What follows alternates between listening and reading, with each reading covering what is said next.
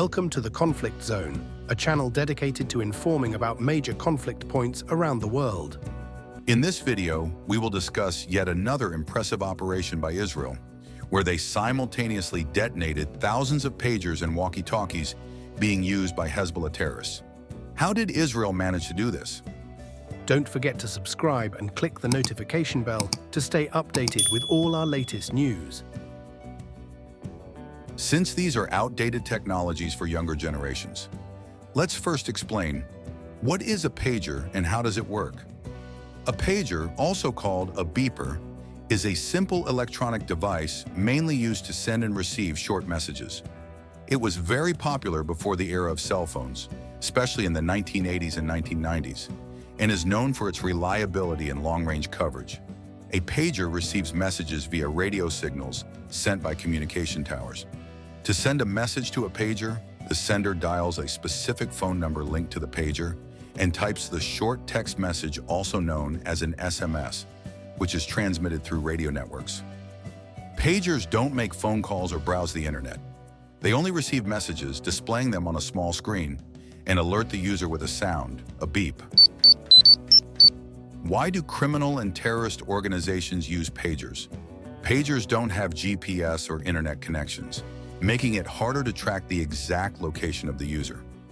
This is unlike smartphones, which can be monitored through GPS signals, mobile networks, or Wi-Fi.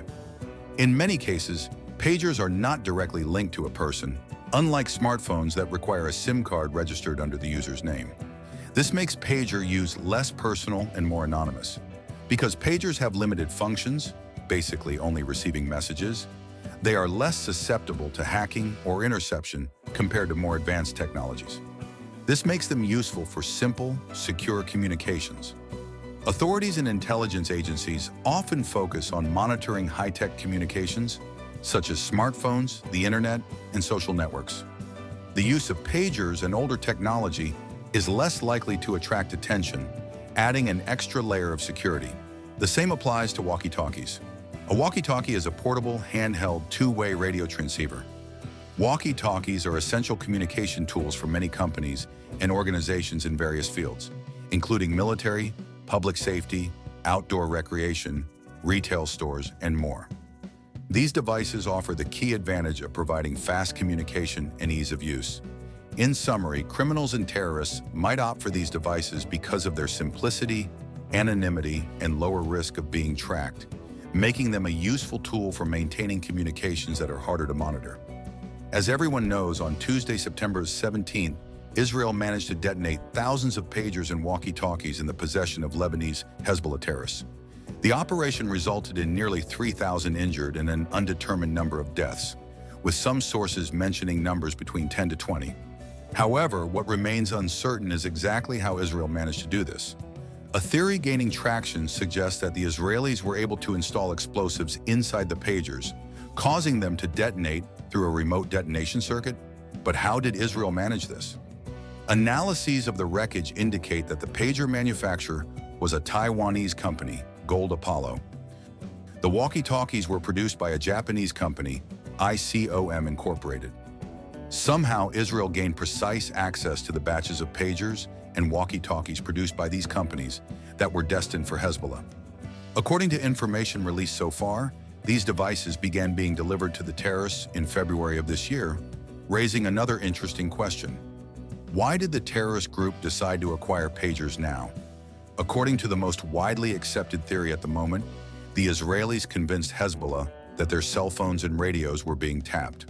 Through planted hints within the terrorist group, the Israelis reportedly convinced Hezbollah leaders that pagers and walkie-talkies were the best solution, as they are unidirectional devices that prevent the receiver from being located via triangulation.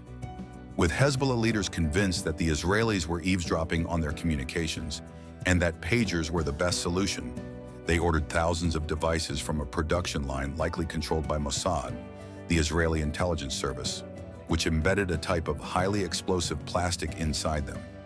Since this explosive is very efficient, the Israelis only needed to insert about 2 grams of the product inside each pager and 30 grams in the walkie-talkies. The explosive was remotely detonated by overheating the capacitors in the electronic circuit, causing ignition and subsequent explosion. Although the explosion was small, because it occurred exactly near the body, mainly around the waist, legs, and chest, it caused severe injuries, including amputations of upper and lower limbs. At least for now, this is the strongest theory to explain this Israeli attack. But many questions remain unanswered, and we know that most of them will likely never be answered, given the high level of secrecy surrounding this operation.